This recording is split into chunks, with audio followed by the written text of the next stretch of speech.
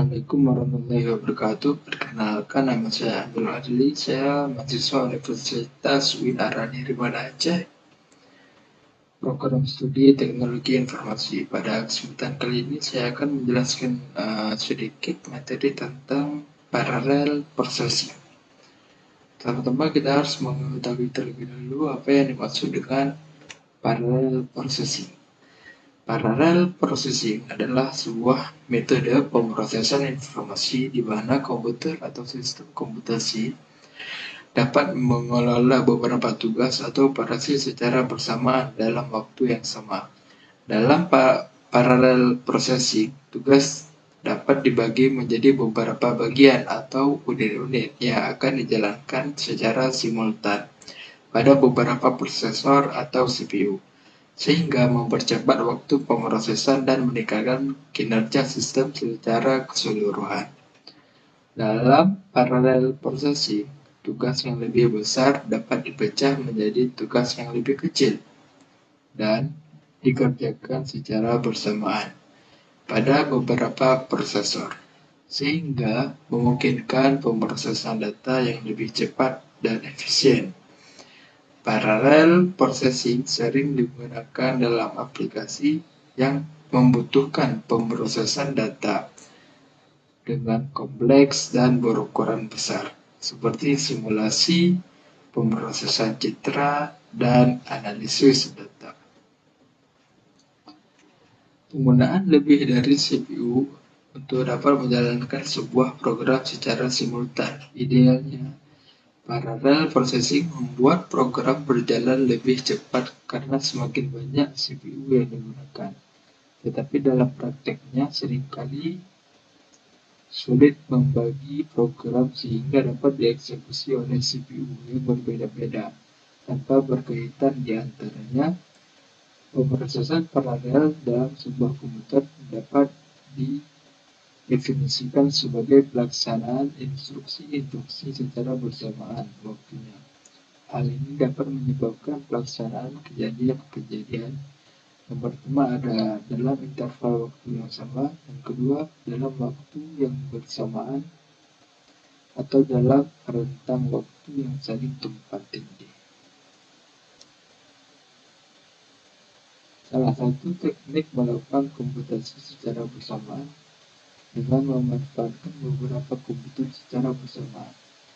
Biasanya diperlukan saat kapasitas yang diperlukan sangat besar, baik karena harus mengolah data dalam jumlah besar ataupun karena tuntutan proses komputasi yang banyak. Untuk melakukan aneka jenis komputasi paralel ini, diperlukan infrastruktur mesin paralel yang terdiri dari banyak komputer yang dapat dihubungkan dengan jaringan dan mampu bekerja secara paralel untuk menyelesaikan satu masalah. Untuk itu diperlukan aneka perangkat lunak pendukung yang biasa disebut middleware yang berperan untuk mengatur distribusi pekerjaan antar node dalam satu mesin paralel. Selanjutnya, pemakai harus membuat pemrograman paralel untuk merealisasikan komputasi. Selanjutnya yang kedua ada model yang digunakan.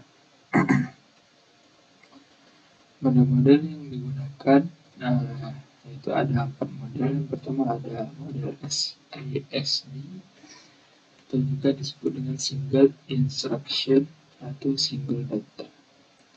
Ada SIMD yaitu single instruction multiple data. Ada MISD multiple instruction single data juga. Dan yang terakhir ada MIMD atau multiple instruction dengan multiple data.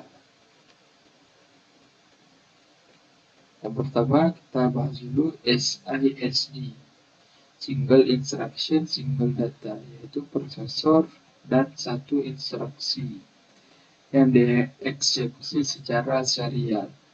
Komputer ini adalah tipe komputer konvensional Menurut mereka, tipe komputer ini tidak ada dalam praktik komputer paralel, karena bahkan mainframe pun tidak lagi menggunakan satu prosesor.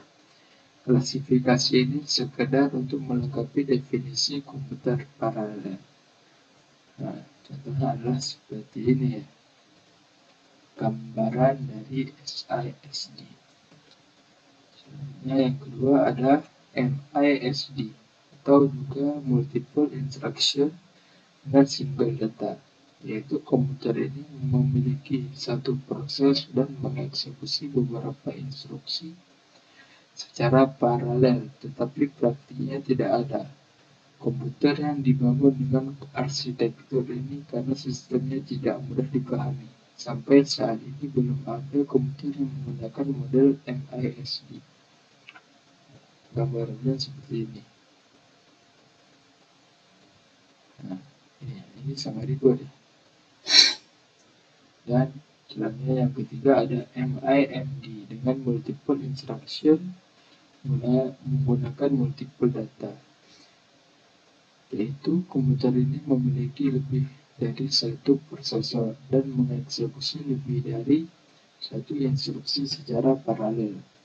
Tipe komputer ini yang paling banyak digunakan untuk membangun komputer paralel.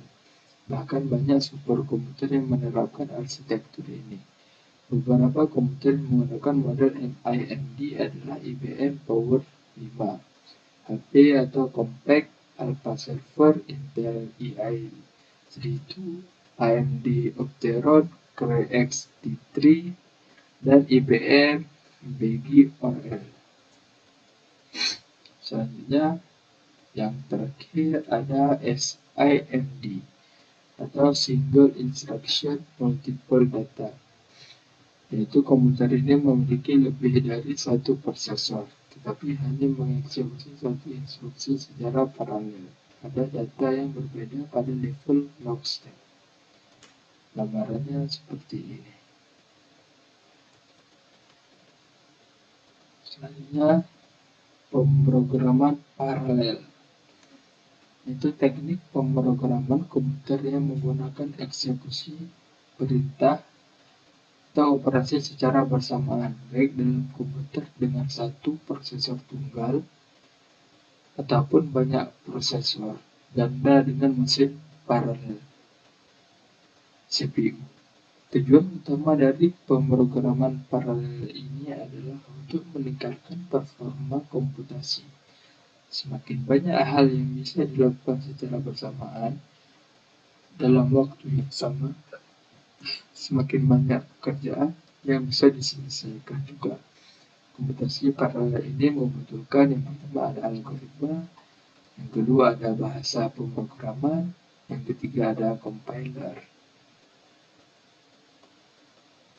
Selanjutnya masuk ke teknik pemrograman. Teknik pemrograman ini ada dua, yaitu MPI dan Hadoop.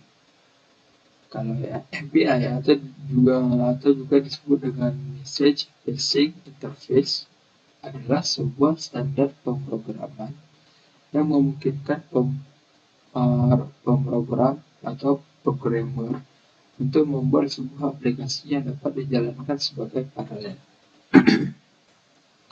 Proses yang dijalankan oleh sebuah aplikasi dapat dibagi untuk dikirimkan ke masing-masing compute node, dan kemudian masing-masing compute node tersebut mengolah dan mengembalikan hasilnya ke komputer head pump. Untuk merancang aplikasi paralel tentu membutuhkan banyak pertimbangan. Pertimbangan diantaranya adalah latensi dari jaringan dan lama sebuah tugas dieksekusi oleh prosesor. Kegunaan MPI yang lain adalah yang pertama, untuk menulis kode paralel secara portable. Kedua, mendapatkan performa yang tinggi dalam pemrograman paralel. Dan yang terakhir, yaitu menghadapi permasalahan yang melibatkan hubungan data irregular atau dinamis yang tidak begitu cocok dengan model data paralel. Selanjutnya ada teknik pemrograman Hadoop atau VM. Yaitu Hadoop ini merupakan sebuah tool framework yang digunakan oleh Google dan Apache Software Foundation yang dikhususkan untuk mempermudah pekerjaan terkait dengan big data analytics atau analis. Hadoop bisa mengatasi segala permasalahan pengolahan big data yang masih dilakukan secara konvensional.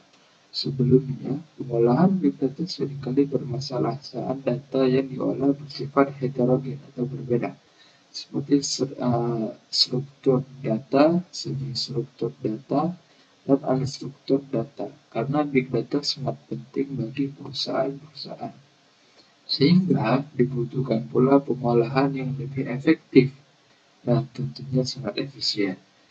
Framework Hadoop ini hadir dan memungkinkan pengolahan data lebih banyak, menyimpan data heterogen, dan mempercepat proses pengolahannya. Dilansir dari AWS, Hadoop adalah framework open source yang sangat efektif untuk menyimpan dataset dalam jumlah yang sangat besar. Selain menyimpan, framework ini tentunya juga bisa memproses data mulai dari ukuran gigabyte hingga petabyte secara efisien. Dan yang terakhir ada perbedaan Hadoop dan MPI. Perbedaan Hadoop dan MPI ini ada beberapa